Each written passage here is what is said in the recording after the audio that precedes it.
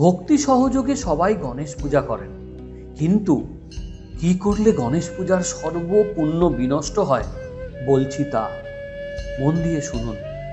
গণেশ পূজায় তুলসী বর্জনী, তার কারণ কি? ব্রহ্মকল্পের এই গোপনীয় কথা বলছি শুনুন। একদিন নবযৌবন সম্পন্না নারায়ণ পরায়ণা তুলসী তপস্যার্থ নানা তীর্থ ভ্রমণ করতে করতে গঙ্গা তীরে গণেশকে দেখতে পান। অরূপার্য নিষ্কাম গণেশকে দেখে তুলসী কামস্বরে পীড়িত হয়ে গণেশকে বললেন, ওহে শান্তমূর্তি দেব গজানন, কি ধ্যান করছো? তোমার দেহ এমন লম্বদর কেন? মুখ হাতির মতো কেন? একটিমাত্র দন্ত কেন?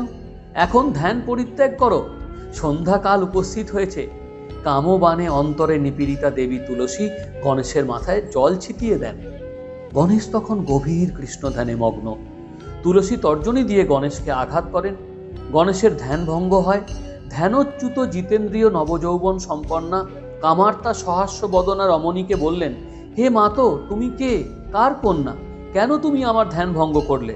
তপস্বীদের ধ্যান ভঙ্গ করা পাপ ও অশুভদায়ক। দয়াময় শ্রীকৃষ্ণ তোমার কল্যাণ করুন। কামপীড়িতা তুলসী গণেশের এই কথা শুনে বললেন, দেব, আমি ধর্মধ্বজের কন্যা, যৌবন অবস্থায় তপস্বিনী হয়েছি। আমার তপস্যাও স্বামীর জন্য। অতএব হে প্রভু, আপনি আমার পতি হন। গণপতি তুলসীর বাক্য শুনে শ্রীহরিকে স্মরণ করে বললেন, হে মাতো, বিপদ সংকুল দ্বার পরিগ্রহে আমার অভিলাষ নেই। যেহেতু দ্বার পরিগ্রহ কেবল দুঃখের কারণ হয়, কখনো সুখের কারণ হয় না। দ্বার পরিগ্রহ হরিভক্তির অন্তরায়। হে মহাভাগে, তুমি নিবৃত্তা হও, অন্য কামুক পতি অন্বেষণ করো। কামুক ব্যক্তির সঙ্গে কামুকির সঙ্গম প্রশংসনীয় হয়। গণেশের কথায় ক্রুদ্ধ হয়ে তুলসী ক্রোধ ভরে বললেন, তোমার নিশ্চয়ই দ্বার পরিগ্রহ হবে। শিবনন্দনও তখন বললেন, দেবী, তুমিও নিশ্চয়ই অসুরাক্রান্তা হইবে ও পরে কোনো মহাজনের শাপে বৃক্ষত্ব লাভ করবে। তখন ওই শাপ শ্রবণে তুলসী কাঁদতে লাগলেন। গণেশের স্তব করলেন।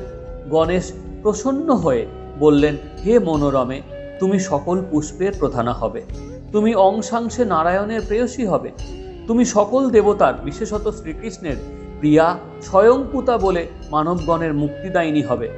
কিন্তু আমার সর্বদা পরিত্যজ্য থাকবে। তুলসী পুষ্কর তীর্থে অনাহারে লক্ষ বর্ষ তপস্যা করলেন। গণেশের শাপে শঙ্খচূড় অসুরের বহুকাল পত্নীত্ব লাভ করেন। পরে ওই অসুর মহাদেবের শূলে প্রাণত্যাগ করলে তুলসী বৃক্ষত্ব লাভ করে অংশাংশে নারায়ণ প্রিয়া হলেন।